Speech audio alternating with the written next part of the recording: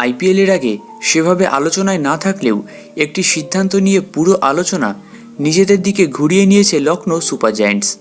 টিমের ভাইস ক্যাপ্টেনের পদ থেকে সরিয়ে দেওয়া হয়েছে ক্রুনাল পান্ডিয়াকে। তার পরিবর্তে ভাইস ক্যাপ্টেন করা হয়েছে ক্যারিবিয়ান তারকা নিকোলাস পুরানকে।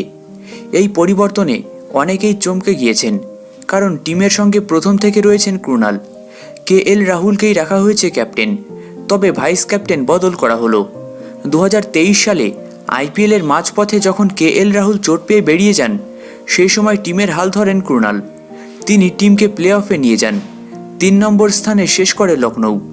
টিমের কঠিন সময় যেই প্লেয়ার হাল ধরে 3 নম্বরে নিয়ে যায়, সেই প্লেয়ারকে সরিয়ে বিদেশি প্লেয়ারকে দায়িত্ব দেওয়ায় অনেকেই কিন্তু চমকে গিয়েছেন। কারণ হিসেবে অবশ্য সরাসরি কিছু জানায়নি লখনৌ, তবে এবার তাদের বদলের কারণটা সামনে এলো। জানা গিয়েছে ক্রুনালকে সরিয়ে নিকোলাস পুরানকে ভাইস ক্যাপ্টেন করার অন্যতম কারণ হচ্ছে অভিজ্ঞতা। ক্রুনাল পান্ডিয়া বয়সে অনেক বড় হলেও তার অভিজ্ঞতা কম। আন্তর্জাতিক ক্রিকেট হোক বা ক্যাপ্টেন্সি, সব কিছুতেই তিনি পিছিয়ে রয়েছেন নিকোলাস পুরানের দিক থেকে। পুরানের অভিজ্ঞতা রয়েছে অনেক বেশি। তিনি যেমন বিশ্বজুড়ে টি-20 লিগ খেলেন, তেমনই তিনি ওয়েস্ট ইন্ডিজ টিমকেও নেতৃত্ব দেন।